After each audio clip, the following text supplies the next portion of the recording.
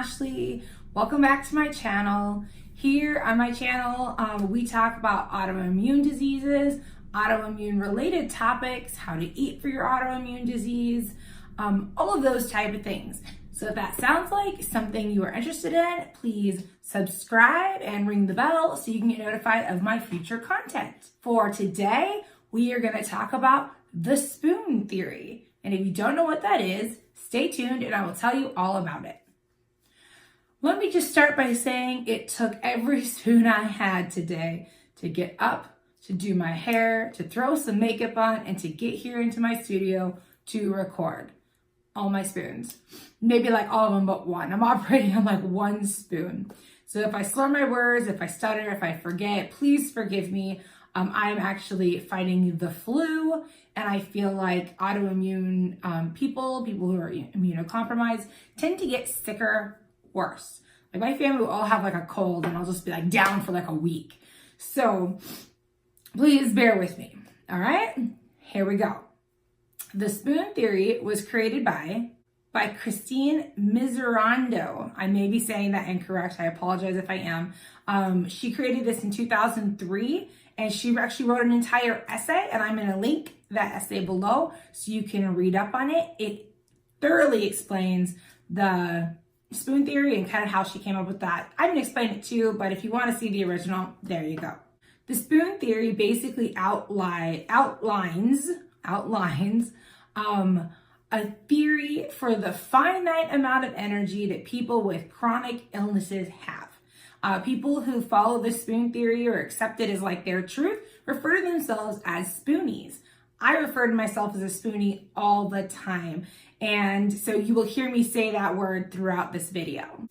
So like I said, spoonies represent people with chronic illnesses who have just a certain amount of energy throughout a given day. Like if you're just a healthy average person, you typically have enough energy throughout your day to sustain you. But when you're immunocompromised or you have some sort of chronic illness, you don't. And so we use the spoons to represent kind of how we're doing throughout our day. So here's the theory. We're just going to kick it off right away. You have 12 spoons. So let's imagine you start the day with 12 spoons. Everybody that has a chronic illness starts with 12 spoons. So you wake up in the morning. That costs you 1 spoon, just right off the bat. Now, are you stiff? Are you sore? Are you in pain? Did you sleep well the night before? The answers are probably yes to the pain and stiffness and no to the sleep well. And that's going to cost you another 2 spoons. So then you shower, you get dressed for your day, and that's another spoon. Are your shoulders stiff? Are your hands sore? Can't handle the buttons right? Can't zip right? How difficult that task is for you costs you that spoon. And as you get dressed, you need to think of the weather. Is it going to be nice out? Is it going to be cold out? Is that going to cause me more discomfort? Then you got to dress in layers because, a lot of us are heat and cold intolerant. So our heat and stuff fluctuates throughout the day. So we get really, really hot. You got to take off a layer. Then we're cold and we got to put on a layer. So all of that thought into our day costs you another spoon. So before you even leave the house for whatever day you're going to have, you're already down 5 spoons. And then you need to eat in the morning. Because we know us autoimmune people for sure, we need to get some sort of protein, some sort of, vitamin boost. We need a full belly if you're taking medications. You can't just jump and go. So making that breakfast costs you another spoon. And then there's work. If you go to work or if you're a teenager and you go to school, all the stresses that 8-hour job or school is going to cost you is another 3 spoons. And that's on a good day. That's assuming you have a good day at work or school, 3 spoons. So that basically leaves you 3 spoons to get home, make dinner, spend time with your family, and go to bed. 3 spoons. That's not a lot. So that's the basic theory of the spoon theory. You have 12 spoons, you use them throughout your day, and you want to end your day with at least 1 spoon left. Otherwise, no spoons equals absolute exhaustion. You've pushed yourself to the limit, which, who's done it? I've done it. You've done it. You know you've done it. You know, there's a lot more things that can bother us throughout the day or affect us other than just, you know, those basic things. There's, you know, grocery shopping. There is getting the kids off to daycare. There is homework with your kids. There is emotional aspects affect that. Who's been in an argument with their spouse or friend and just at the end, you just feel drained? That costs you a lot of spoons. So for me, I don't traditionally work. I do some side hustles and I, you know, am there for my family, and my wife works, she's an RN. But I do a lot of housework. I cook, I do homework, I homeschool one of our kids. One of my other ones just graduated, so I was homeschooling too. So I homeschool, I do things around town, I volunteer, I help out with my church. I do a lot of things than just work. So basically, that list is about 12 spoons right there. That's all I have for the day.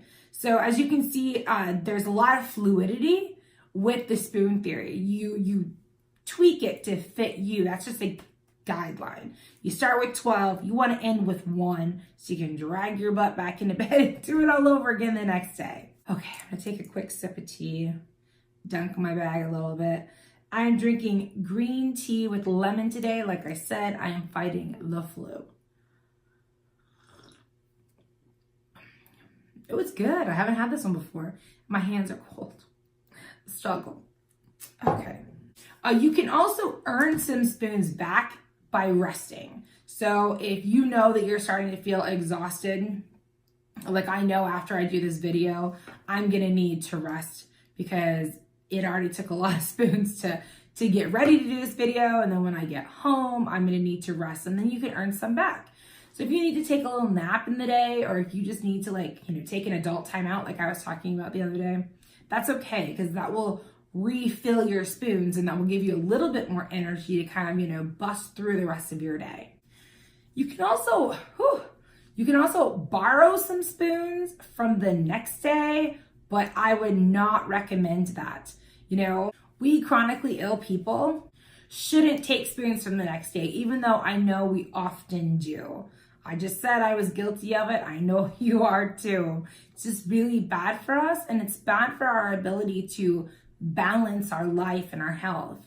You know, when we push ourselves really hard for a day or two and we know we're pulling spoons from our other days, we are factoring in what it will cost us in the sense of spoons or energy. Because I know, we all know that if you push too hard, it's going to cost you one way or another, and you're going to feel it in a few days. I just hope that as you guys, you know, are living your life, you're thinking about your spoons, that you're expanding and not taking too much from your future days, because that it's hard to catch up. It's hard to catch up that energy. And a lot of times it can lead to a flare. So like I said, I'm guilty of doing this. I'm guilty of pushing and pushing and pushing. And then I'm taking spoons from the next day. It's like no care in the world. And then bam, my body fights back. And when it fights back in the sense of a flare. And a flare is just basically a flare up of my autoimmune disease symptoms. And a flare can last from like a day or two, a week, months, years. I've had a flare that lasted for a year. And so you guys we all want to be really careful about how we handle our body symptoms. Now, you know your body better than I do, and I know my body better than you do. So I'm going to push it to the ability that I know I can, and I'm sure you are too. But we just got to be careful as spoonies as to how we distribute our spoons. So there are some things that we as spoonies, I would recommend that we not do. And I'm preaching to the choir here because I'm guilty of some of these. I would recommend that we not neglect our self-care. Self-care is so important. I'm actually in the future, I'm going to do a video just on self-care. And, you know, we're going to talk about, 10 to 20 tips on how to best self-care, because it is super important to our overall health. And I feel like it's part of self-care to learn when to say no. It's very hard when we are emotionally compromised and we're feeling like a burden on our family or a burden on our friends, and we're stretching our resources thin, and somebody asks you to do something that in your heart of hearts, will one, stretch you thin, or two, kick you into a flare, or three, take all your spoons. It is okay and part of self-care to learn your boundaries and when to say no. We also need to learn to not expect more than we are able to give. I know that it's hard when you might be having a bad week or a bad month and you aren't able to contribute to your household the way you thought, but it is okay to not expect you to be functioning at 12 spoons when in your body you feel like you don't have any. You gotta learn to say no, you gotta learn to set your boundaries, and you gotta learn to be okay with what you're capable of doing. We are all guilty of beating ourselves up over an illness that we didn't ask for. And I feel like we need to learn to not do that. Also, we need to not be afraid to ask for help. When we walk around with this pride chip on our shoulder that we can do everything, it just hurts us, it hurts our loved ones, it hurts our families. And I feel like we should not be afraid to ask for help. Like I've said many times on my channel, 6 months ago, I was in a wheelchair and it was very difficult for me to accept help from people outside of my direct family. So my friends wanted to help, my church wanted to help, and it was such a pill to swallow to have to be like, yeah, well, we need it. And they stepped up, and it was this huge blessing on our lives, and I grew as a person. So I would definitely recommend, don't be afraid to ask for help. We also need to not worry about things that are not in our control. And if we're really being realistic with ourselves, very few things are in our control. I believe in a higher power. I don't know about you. And I feel like I am just, riding out the train on God's path for me. And I really need to learn. I need to learn to let go that things are not in my control, that they are His and His alone. And I need to just go with that. But if that is not your belief, that is okay. You still need to learn to let go of the things that you cannot control. We need to focus as spoonies on things that we can do. And I would say that you can do that. You can look in your personal environment and say, okay, I can control whether I get dressed that day. I can control whether I get out of my bed and I go to the couch. And you know what? Small successes like that are still something to be happy about. Because you know what? Yesterday, I didn't get out of bed all day. I got up, went to the bathroom, went back to bed. And that's all I could control in that moment. So don't be afraid to let go of some things. We also need to let go of others' opinions about our illnesses. I don't know why everyone thinks they have an MD just because they have a sister's brother's cousin that maybe had something similar to this. It's like, you don't know me. Don't try and diagnose me. So I feel like we as spoonies need to learn to let that go. No, we are not faking it. You know it, I know it. Why people seem to think that people with invisible chronic health autoimmune related diseases are faking or doing it for attention. It's like, good Lord, if I was gonna fake something, I would come up with something a lot more creative than I'm in awful gut-wrenching pain. It's like, give me a break. Anyway, yes, so we need to let that go. We can't control their opinion. All we know is the truth and what our truth is, and we need to just live our truth. I would also highly recommend that we don't wish too many days away. I mean, how many times have you been maybe on the bathroom floor ready to vomit for the third time that day because your body will just reject the food that you eat? Or you're in bed for the third day in a row because you're so weak and fatigued, you can barely function. I've been there. I've wished days away. It's like, please, I wish this would just go away. It won't happen. And this is our life. And if you wish too many days away, you're wishing your whole life away. Now, I would recommend, even on your worst day, look for something positive. I know that is so hard, and I've been there. I've been to a day where nothing's positive. I hate everything, and I just wish it would be over. But looking back, there was still so much positive that came from that. You know, when I first lost my ability to walk, now I wasn't paralyzed, I could feel. My muscles were just so weak that they couldn't hold up my body. And not because I was fat, because they lost their ability to basically do their job. There were so many times when I sat in my recliner wishing that it would just go away, wishing that I could just walk again, or wishing that somebody would come talk to me. I spent a lot of time alone. But then I had to switch my perspective and start realizing that I got to spend a lot of time with my family. My wife was gone a lot, but my kids were there all the time. And then my sister-in-law, went to prison. It happened. I'm not embarrassed. I love her still. And my family ended up taking care of all 5 of her children. And yeah, there were some days there too when I was just like, oh my gosh, could we please just be done with this day? But really, I formed really close bonds with them. It was wonderful. I got to know my oldest niece. I got to know my youngest nephew. From that side of the family, I have another nephew that is a baby.